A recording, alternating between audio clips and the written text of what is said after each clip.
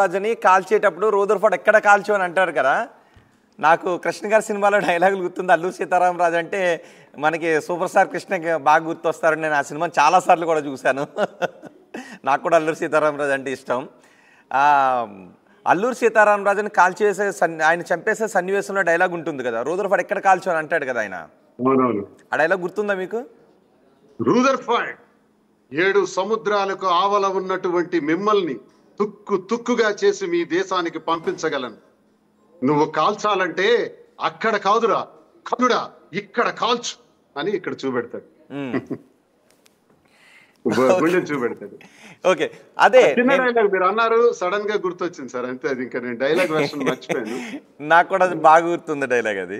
Okay, అంటే కాళ్ళ మీద కాల్చేటప్పుడు అక్కడ కాదు ఇక్కడ కాల్చు, ఛాతీ మీద కాల్చు అని కండువాని తీసి విసురుతారు. కరెక్ట్. అది ఆ సీన్ కూడా నేను చేశాను. అంటే ఏకపాత్ర అభినయం నాటకంలో చేశాం. అది సార్ ఇవన్నీ ఎందుకు సార్? గన్ షూటింగ్ విలువిద్య కూడా వచ్చా? గన్ షూటింగ్ విలువిద్య కూడా వచ్చా? మీ దగ్గరకు వస్తాను సరదాగా ఉండేటప్పుడు ఈ సమస్యలన్నీ పరిష్కారం అయిన తర్వాత. కాదు, మీకు గన్ షూటింగ్ విలువిద్య కత్తి యుద్ధం లాంటివి కూడా వచ్చా? కరాటే? నేను ఎన్సిసి బెస్ట్ క్యాడెట్ సార్. తర్వాత నేను .303 గన్ లో district first. .303 rifle shooter. Okay, 10 bullets కి 9 bullets చేసేవాడిని. బా, టార్గెట్ బాగా చేస్తాను. అది నాకు ఎన్సిసి లో ఉన్నాయి సార్, ఆ సర్టిఫికెట్స్ అవన్నీ ఉన్నాయి. నేను సబ్ ఇన్స్పెక్టర్ గా సెలెక్ట్ అయ్యాను. సివిల్స్ కూడా ప్రిలిమినరీ పాస్ అయ్యాను. ఒకవేళ మీరు వాటిపైన కాన్సన్ట్రేషన్ చేస్తుంటే మంచి బ్యూరోక్రాట్ అయ్యి ఉండేవారు ఇప్పుడు. బ్రహ్మాండంగా సార్, హాయిగా. నేను చదువుకున్న రోజుల్లో ఈ సోషల్ మీడియా ఇవన్నీ ఇది లేదు కదా సార్. ప్రిలిమ్స్ పాస్ అయ్యాను, మెయిన్స్ కోసం ప్రయత్నం చేస్తే సరైన సబ్జెక్ట్ దొరకలేదు సార్. అప్పుడులో సోషియాలజీ, పబ్లిక్ అడ్మినిస్ట్రేషన్ 2 తీసుకున్నాను. ఆ రెండింటికి సంబంధించిన సబ్జెక్ట్ దొరకపోవడం, రిఫరెన్స్ బుక్లు దొరకపోవడం, సరిగ్గా ప్రయత్నించలేకపోయాను. ప్రిలిమ్స్ అయితే పాస్ అయ్యాను, తర్వాత మరి అవ్వలేదు. ఒకసారి సబ్ ఇన్స్పెక్టర్ గా సెలెక్ట్ అయ్యాను, వెళ్ళలేదు, నాకు నచ్చలా. ఐపీఎస్ సార్, ఐపీఎస్ అయితే ఐపీఎస్, లేదంటే రాజకీయ నాయకుడే కావాలనుకున్నారా? లేదు, నాకు ఉన్నత స్థాయికి వెళ్ళాలి, ఒక అంబిషన్స్ ఉన్నటువంటి వ్యక్తిని. ఒక గొప్ప స్థాయికి వెళ్ళాలి, ఎదగాలి, నమస్కారం పెట్టుకొని ఒక ఉద్యోగం చేసుకుని ఉండే పరిస్థితి కాదు. నా కాళ్ళ మీద నేను ఎదగాలి అనే తత్వం, అది వ్యాపారం అయినా రాజకీయ రంగం అయినా. ఓకే, ఆ తత్వంతోనే ఇంతవరకు ఎదిగాను సార్. ఓకే, మరి మీరు సినిమాల్లోకి వెళ్ళాలని అనుకున్నప్పుడు నటన నేర్చుకున్నారు, డాన్స్, పాటలు పాడటం కూడా నేర్చుకున్నారా? ఏ రావు సార్ మనకి. పాటలు పాడతారంట కదా బాగా? సరదాగా హమ్మింగ్ చేస్తాం, ఏదో బాత్రూమ్ సింగర్. ఏ పాట అంటే ఇష్టం మీకు? ఏం లేదు సార్, అంతేం లేదు సార్. నేనేం సింగర్ని కాదు, నా వాయిస్ కి సాంగ్ కి షూట్ అవుద్ది అసలు.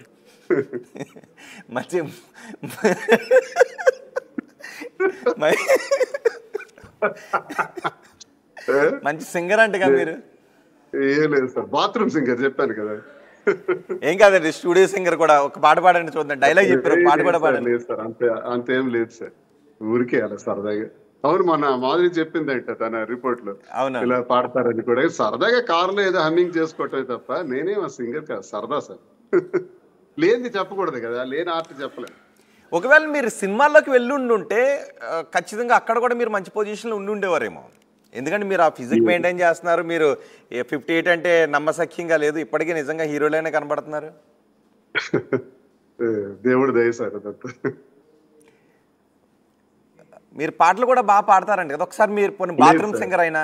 లేదు, నాకు ఆ విద్య రాదు సార్, అది లేదు సార్. అది సరదాగా అనుకున్నదే కానీ రానిది. నేను ఎందుకు అది చేయటం, మనం ఆ ప్రయత్నం చేయటమే వేస్ట్. ఓకే, పద్యాలు వచ్చా? పద్యాలు చెప్తారా? డైలాగ్ చెప్పమన్నారు, చెప్పాను సరదా కానీ.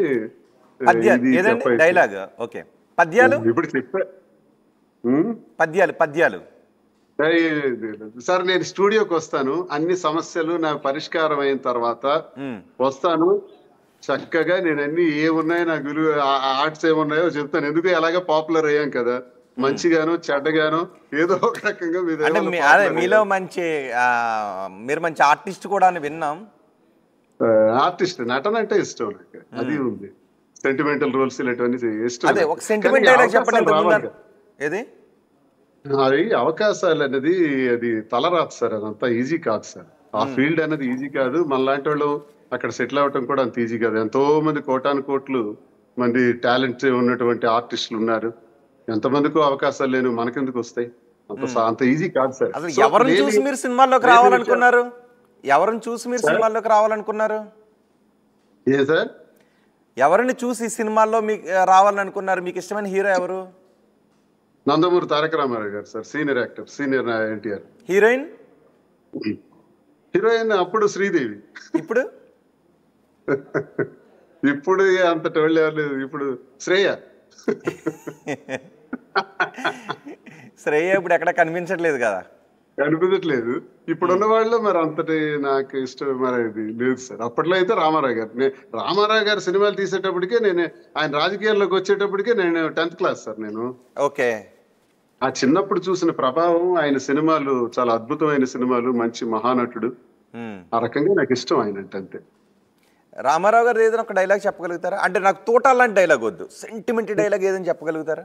ఒక్కటి చెప్పండి రామారావు గారు, సెంటిమెంట్ డైలాగ్. అంటే మీ నోట్లో, మీ గొంతులో నుంచి ఆ సెంటిమెంట్ డైలాగ్ వినాలనిపిస్తుంది.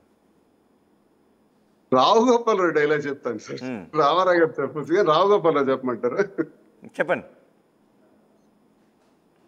మడిసన్న కాస్తంత కళాపోసన ఉండాలి మరి, లేకపోతే మడిసికి గూటికి తేడా ఏటి ఉంటది?